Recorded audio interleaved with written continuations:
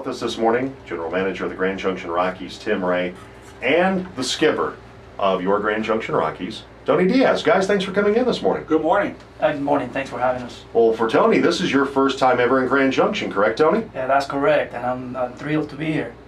Well, I know it's certainly a change from Casper. Well, lovely people in a lovely town, but we're glad to have you here in Grand Junction, leading the first ever season of the Grand Junction Rockies.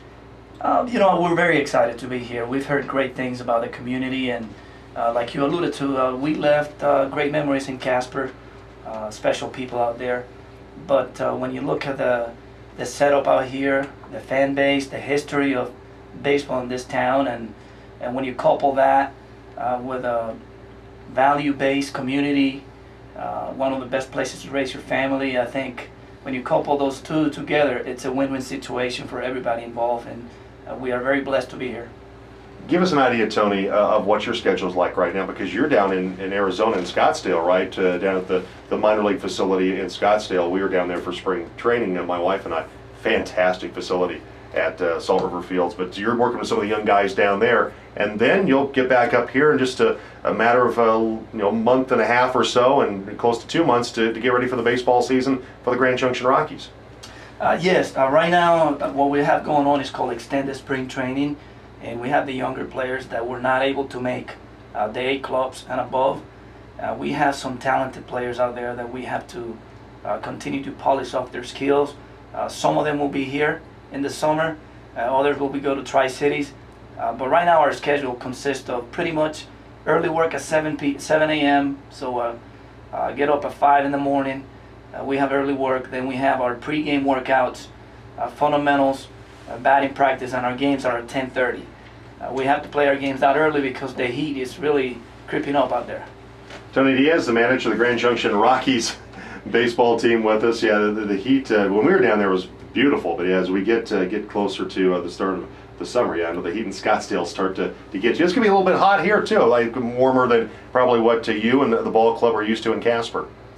Well, it doesn't bother us. I know that it's been compared to Ogden and Orem as far as when we play them in the summer, and that's good. That's it's dry, and I'd rather take the heat over the cold any day. So no biggie. Again, we look forward to the facility. I can't wait to get to Placer Field and just to get to see the whole thing and the renovations, and also get acquainted with the people here at Grand Junction. If you have a question for Tony, text it to us at 96893. That's 96893. Grand Junction Rockies skipper Tony Diaz in studio with us. Absolutely. We have to have a time-efficient schedule. We got to make it quality type of work, especially at our level too. We're dealing with repetitions. These kids, they don't know how to work.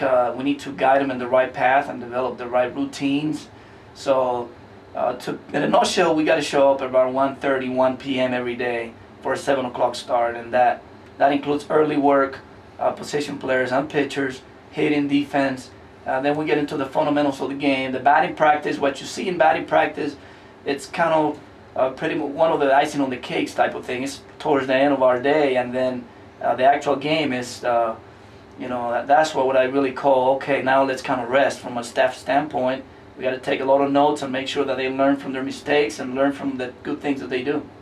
Tony Diaz, Grand Junction Rockies manager, joining us in the studio today, and Tony will be introduced officially as the manager of the Grand Junction Rockies at 10:30 this morning over at Community Hospital at the lower level conference room as he begins his 12th season in the Rockies organization. And Tony, like I said, you've been with the organization for quite a long time. You're named the Colorado's Player Development Man of the Year back in 2002. So you've been in this organization for a while, and you've seen the highs and the lows during the last decade and change. I've been fortunate to see the highs and the lows. Back when we didn't have many of our own homegrown players in the big leagues, and now we have evolved to it's a scouting and player development based organization. And when we say that, we truly mean it. All we got to do is look at our roster, and the complexion reflects that. So it's even more thrilling for player development to actually know that when we work with a kid, the chances are that this kid is going to be wearing the Rockies uniform in the big leagues. So it's gratifying. We cannot lose sight of the big picture, especially at this level, because if we did, I don't think I'll be here now. There's a lot of those kids out there a kid like Juan Nicasio that pitched last night, and even Jonathan Herrera that hit a home run last night, Dexter, I know.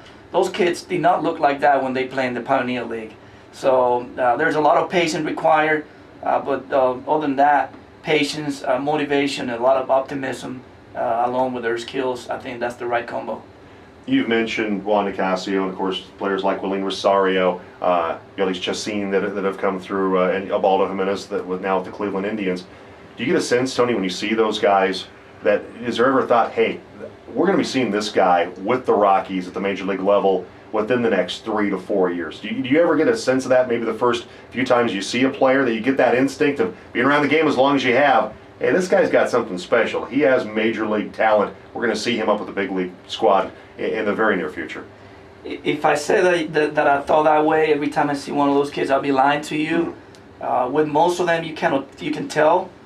With others, they truly just blow you away. They surprise you. They overachieve. An example is Nicasio.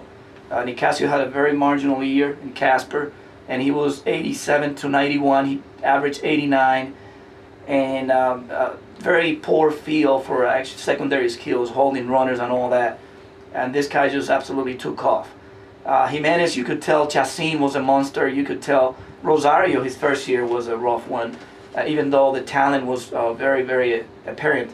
But again, those kids, they can go either way. That's why the guidance, the counseling, all the hours that we spend behind the scenes are so important, because mentally they can actually shut it down and think that they cannot play, and our job is to make sure that they believe that they can play. So a question for Tony. Text is 96893. Tony Diaz, Grand Junction Rockies manager, joining us on Davis Beetle today. Question for you, Tony. What style of play do you teach? Small ball, hit and run, bunt? I know we asked you this when you were down in spring training. For those folks that maybe didn't hear that answer, what's the Tony Diaz approach to coaching the Grand Junction Rockies? My approach is a make-sense approach. I believe we need to develop our players in all areas, and regardless of where they hit in the lineup, they got to be exposed to bunting, hit and running, and all that. If you want to call that small ball, I call that winning ball. So all of our players are going to be exposed to that. That's part of the fabric of our organization. But at the same time, it's got to make sense. You can't just do things because, that's just the way we do it. We got to put players in a position that they can be successful as well. During your time coaching and managing, who's had the biggest influence on you? A guy like P.J. Carey? Who's had the biggest influence on your style and what you do? I would say that P.J. Carey, tremendous mentor. To start my coaching career under him was a great advantage. PJ not only taught players, but he taught us, the staff. And the biggest thing about PJ, probably the most optimistic person that you can be around. And I remember losing games 16-1, but yet he'll pick out the positive. To me, that was really impressive, and something that I learned and that I try to emulate in my style. And I have a lot of people along the way that have influenced me as well, but I don't think no one like PJ. So you've had to make it to the ballpark, right, Tony? You've yet to see Simplicio Field. I drove last night. Timmy Ray took me by Simplicio last night, but I'm eager to see it now, because I want to get on the surface. I want to see the clubhouse. I want to see all the, the nice renovations that have been done. And we should mention